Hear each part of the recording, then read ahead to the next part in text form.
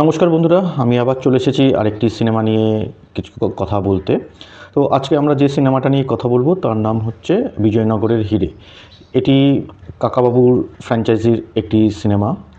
তো 2013 সালে এই কাকাবাবুর ফ্র্যাঞ্চাইজিটা মিশর রহস্য সিনেমার মাধ্যমে আবার নতুনভাবে শুরু হয়। তার আগে সব্যসাচীবাবু, তারা বহু আগে সমীর ভঞ্জবাবু এরা কাকাবাবুর চরিত্রটা অভিনয় করেছিলেন। তো রিসেন্ট টাইমে 2013 সালে মিশর রহস্য, যেটা সৃজিত মুখার্জি ডিরেক্ট করেছিলেন, ওখান থেকে কাকাবাবুর চরিত্রটা প্রসেনজিৎ চট্টোপাধ্যায় উনি অভিনয় করা শুরু করেন। তো 2013 সালের সিনেমাটা একটি অসাধারণ সিনেমা ছিল, যেখানে মানে তার সাথে ইন্দ্রনীল বাবুর যে পারফরমেন্স সেটাও মানে দুর্দান্ত ছিল। সিনেমাটা খুবই ভালো ছিল। কিন্তু যত দিন গেছে এই ফ্র্যাঞ্চাইজির লেভেলটা উপরে ওঠার জায়গায় ক্রমশ আমার মনে হয়েছে যে মানে ডাউনগ্রেড করেছে। এর পরের সিনেমাটা ছিল ইয়েতি অভিযান, যেটা বক্স অফিসে সফল হলেও সিনেমা হিসেবে মোটেও ভালো ছিল না এবং প্রচুর ক্রিটিসিজম ফেস করে অডিয়েন্সের থেকে। তারপরে যে সিনেমাটি আসে, যেটা কোনো এক সরস্বতী পুজো বা কোথাও ওই জঙ্গলের মধ্যে হোটেল, এই গল্পটা নিয়ে হয়েছিল, সেই সিনেমাটা তো মানে আরও ডাউনগ্রেড করে যায়। তো যেটা অডিয়েন্সের কমপ্লেন ছিল যে যে সিনেমা, এই জঙ্গলের মধ্যে হোটেলের যে সিনেমাটি, ওই সিনেমাটা মানে সিনেমা কম ভ্লগ বলে বেশি মনে হচ্ছিল। তো সেই সিনেমাটাও খুব মানে নেগেটিভ রিভিউ পায় সবার থেকে। তো এবার যেটা হয়েছে যে রিসেন্ট যে বিজয়নগরের সিনেমাটা রিলিজ করেছে, এবার যে ডিরেক্টর যিনি চন্দ্রাশিস রায়, সে কিন্তু আগের তিনটে সিনেমার মতো সেই পথে না হেঁটে তিনি তার মতো করে সিনেমাটিকে তৈরি করেছেন। এবং চন্দ্রাশিস রায় তিনি একজন প্রচণ্ড মানে নিশ ডিরেক্টর। তার কাজ মানে মেন স্ট্রিম থেকে অনেকটা আলাদা হলেও তিনি এই যে সিনেমাটি বানিয়েছেন সেটাতে তার মানে একটি তার ছাপ রাখতে পেরেছেন। এবার যে সিনেমাটার গল্প সম্বন্ধে যদি আমি একটু করে বলি, সেটা হচ্ছে যে কাকাবাবু, সন্তু ও তার দল বল মানে সন্তুর বন্ধু জোজো, তারা হাম্পিতে বেড়াতে যাচ্ছে। সেখানে রিঙ্কু, রঞ্জন তাদের ফ্যামিলির সাথে দেখা করছে এবং সেখানে আছে একটি হিরে, যেটা মানে বাস্তবে তার কোনো অস্তিত্বের কথা কেউ জানে না, কিন্তু ইতিহাসের বইতে সেটার উল্লেখ রয়েছে।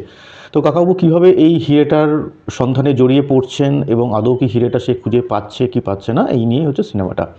তো যে জিনিসগুলো সবথেকে বেশি আমার ভালো লেগেছে, মানে বলতে পারেন যেগুলো সিনেমার পজিটিভ দিক, সেগুলো হচ্ছে পারফরমেন্স বলতে আমাদের বুম্বাদা একা নিজের কাঁধে সিনেমাটাকে পুরোটা টেনে নিয়ে গেছেন এবং তার পারফরমেন্স অ্যাজ ইউজুয়াল দুর্দান্ত। এবং তার সাথে সাপোর্টিং ক্যারেক্টারে চিরঞ্জিত বাবুর রয়েছেন।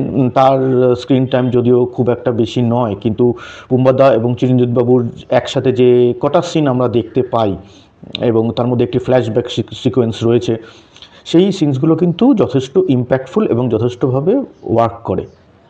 এছাড়া যদি বলি, আরিয়ান ভৌমিক অ্যাজ সন্তু, পূষণ দাশগুপ্ত অ্যাজ জোজো, রিঙ্কুর ক্যারেক্টারে শ্রেয়া ভট্টাচার্য, রঞ্জনের ক্যারেক্টারে সত্যম বাবু, তো এদের পারফরমেন্সও খুব ভালো। এবং যেটা যার কথা না বললেই নয় এবং যাকে আমরা এখানে as a so call villain হিসেবে দেখতে পাই, তো সেই রোলটা প্লে করেছেন অনুজয় এবং তার অভিনয় কিন্তু খুব সুন্দর এবং তিনি খুব ন্যাচারালভাবেই অ্যাক্টিংটা করেছেন। তার অভিনয় কিন্তু আমাদের মনে দাগ কেটে যায়।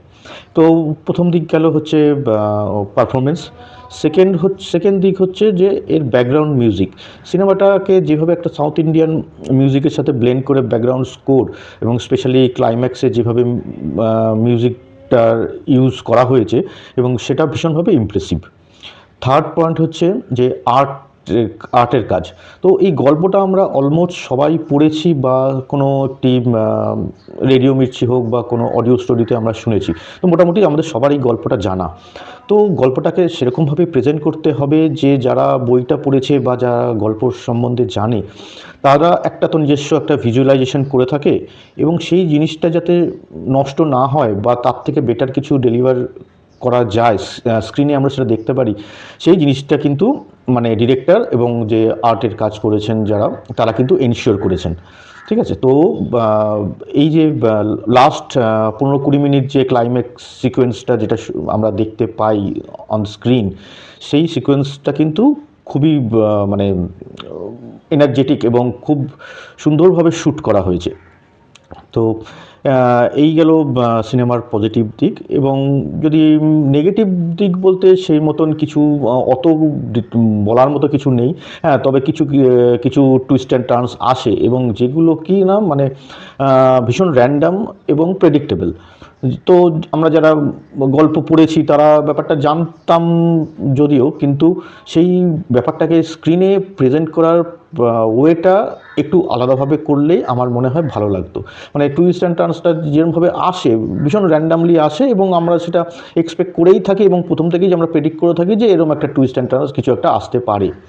তো এছাড়া এবং সিনেমাটা খুব কমপ্রেসড, খুব একটা বড় নয়, 1 ঘন্টা 50 মিনিট কি 55 মিনিটের সিনেমা এবং কন্টিনিউয়াস স্ক্রিনে কিছু না কিছু হতে থাকে। এবং যারা মানে নতুন যারা এই গল্পটার ব্যাপারে অতটা জানে না এবং যারা এই সিনেমাটা প্রথমবার হলে দেখছে, গল্পটির ব্যাপারে জানছে, তারা যাতে বোর না হয় সেই ধরনের অডিয়েন্সকে টার্গেট করেও কিন্তু এর এডিটিং করা হয়েছে। তো কোথাও সিনেমাটা বোর করে না, টু দ্য পয়েন্ট চলে এবং স্ক্রিনে কিছু না কিছু সবসময় হতেই থাকছে। সুতরাং আপনাকে এজ অফ দ্য সিট মোমেন্টটা কিন্তু প্রোভাইড করতে পারে। তো ওভারঅল বিজয়নগরের হিরে লাস্ট আমি যদি second version of Kakababu series বলি, সেই সিনেমাগুলোর মধ্যে হ্যাঁ মিশর রহস্য সবার উপরে থাকবে এবং তারপরে যদি কোনো সিনেমা থাকে সেটা হচ্ছে এই বিজয়নগরের হিরে সিনেমাটি। এই সিনেমাটা একটি খুব ভালো সিনেমা এবং আপনারা যারা এখনও দেখেননি তারা কিন্তু এখনও দেখতে পারেন, কোনো অসুবিধা নেই। আর সত্যি কথা বলতে যে সেকেন্ড যে এর নেক্সট যে সিরিজ সেটা অলরেডি অ্যানাউন্স হয়ে গেছে। চন্দ্রাশিস রয় উনিই ডিরেক্ট করছে, ভয়ঙ্কর সুন্দর বলে সিনেমাটা। তো ওটা 2027 আই থিঙ্ক রিলিজ করবে, রিলিজ ডেট এখনও কিছু কনফার্ম হয়নি। তো এই ছিল আমার মতামত বিজয়নগরের হিরে সিনেমাটা নিয়ে। তো আপনারা যারা অলরেডি দেখে ফেলেছেন তো কমেন্ট সেকশানে জানাবেন যে আপনাদের কেমন লেগেছে। তো আজকের মতন ভিডিও আমি এখানেই শেষ করছি। তো দেখা হচ্ছে অন্য একটি ভিডিওতে। ভালো থাকবেন। Thank you.